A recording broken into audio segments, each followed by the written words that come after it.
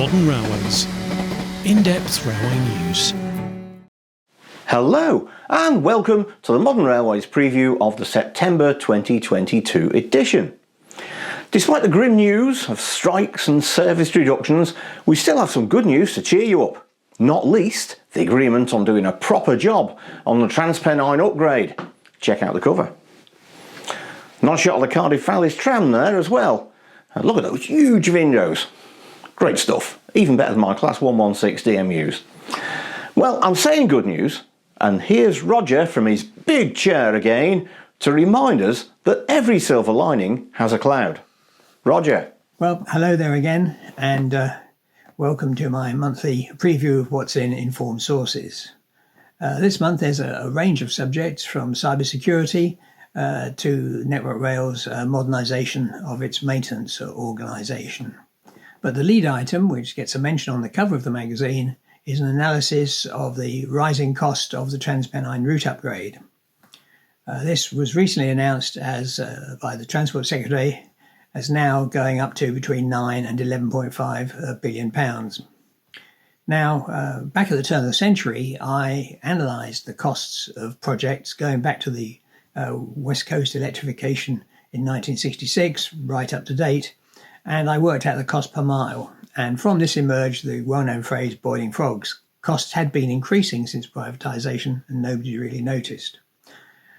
So I updated the post-privatisation projects in that scheme, including the West Coast route modernisation and the Great Western route modernisation. And when I added the Transpennine route upgrade to that, the cost per mile was, to put it mildly, eyebrow-raising. How has the cost come to be like this? Well, fortunately, the National Audit Office has published a report on the Transpennine route upgrade, and this contains a host of detail on costs and scope and so on. And so I use that to try and explain where the costs have come from and what they might reasonably be expected to be.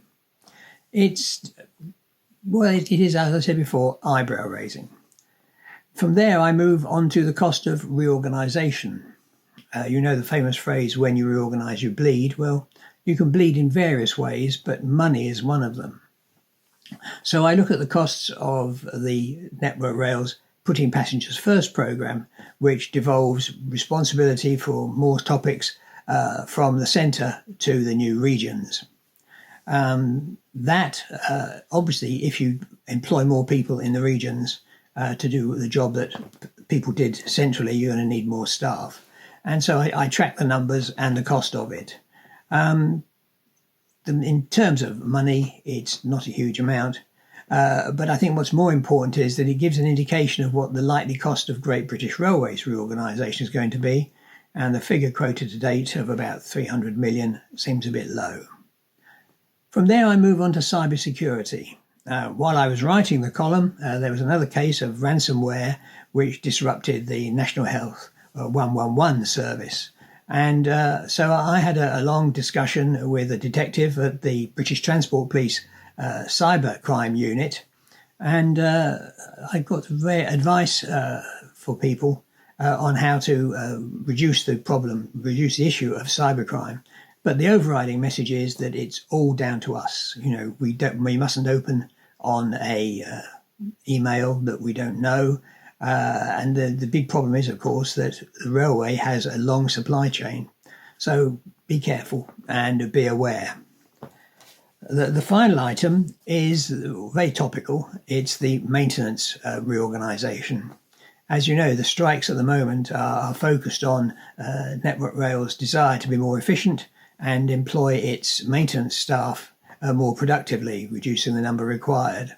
As part of this, to support this work, they commissioned a report from Nichols, the consultancy, comparing maintenance techniques and maintenance organisations in other operations which are similar to railways, like water and so on.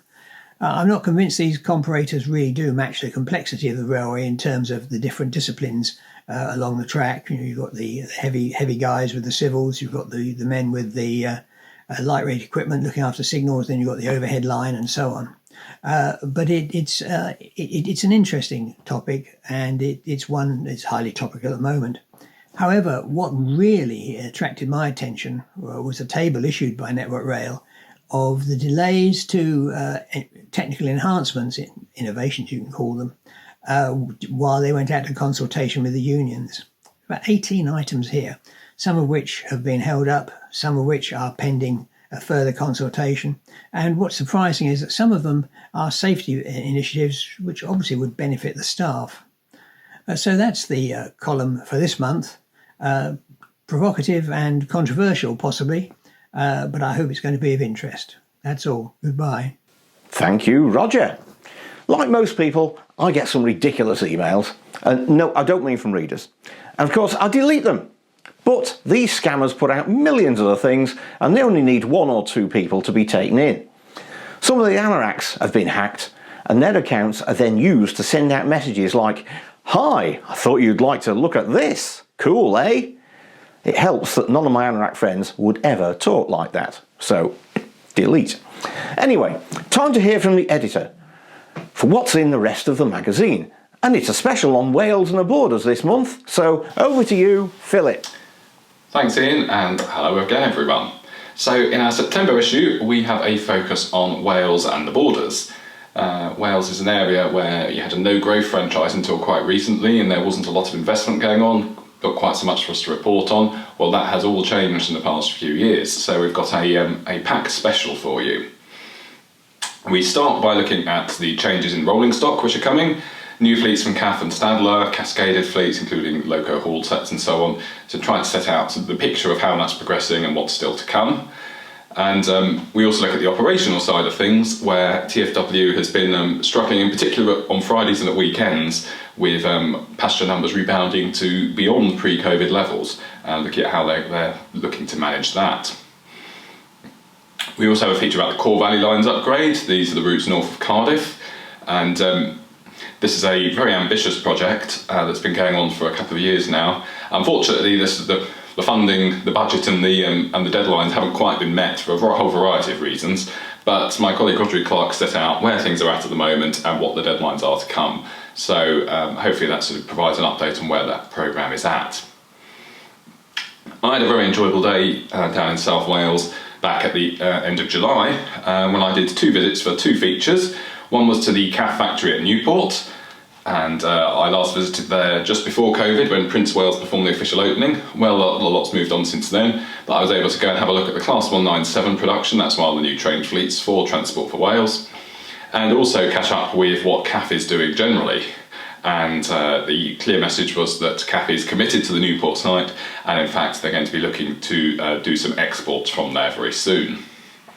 And then after that I went on to Oncloyne, and this is at the head of the Swansea and Dulace valleys, and this is the site of the Global Centre of Rail Excellence, a new test facility that's it's planned there, but it's pretty much certainly going to happen. They've got planning permission, just need to get all the funding in place.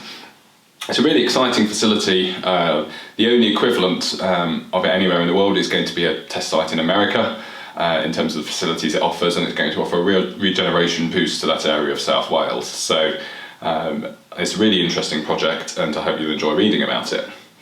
And then the last of our Welsh features is about infrastructure resilience. When I was travelling down to South Wales, unfortunately, I wasn't able to travel on the normal route, which is to take the cross-country train which goes down along the Newport to Gloucester line alongside the River Severn, which is always a delightful run, because that was closed for resilience work on the embankment. And that's just part of a wider programme that Network Rail is doing in Wales and the borders. So we have an update on the approach there, which is very much less around keeping lines open when there's severe weather, but more about making it easier to get them reopened once they have been shut, and you'll be able to read about that.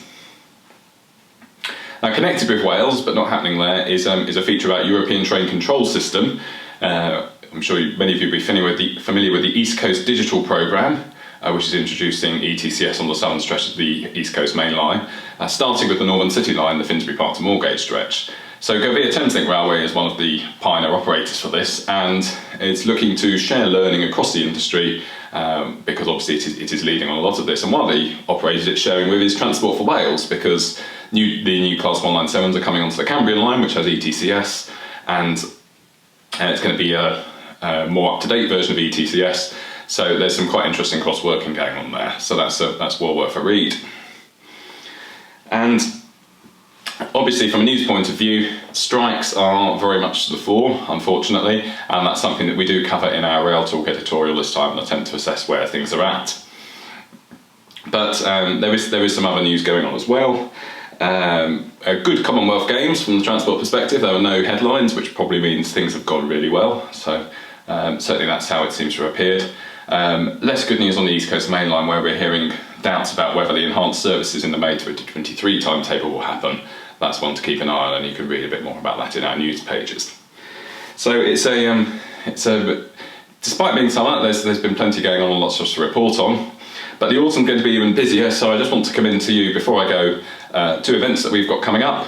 One is our rail tour with Cross Country that many of you will have seen us advertise. We're taking an HST to the Severn Valley Railway. It's going to be a great day out, and we've got tickets on sale now, so please do look into that on the website modernrailways.com/rail tour, where you can find all the details. And then after that, we're busy getting things together for our 2-day show, Modern Railways Expo, which will be held at Milton Keynes in November. That's on the 22nd and 23rd of November, where we're shining a spotlight on the future of Britain's railway. We will have conferences, seminars, workshops, an exhibition, and great networking opportunities. So modernrailways.com/expo is your place to go to find out more about that, and you'll be hearing more over the coming weeks. So that's it from me for the September issue. Thanks very much as always for watching, and I'll hand back over to Ian. Thank you, Philip. An HST on the Severn Valley and the Modern Railways Expo coming up. That's moved from Derby to Milton Keynes.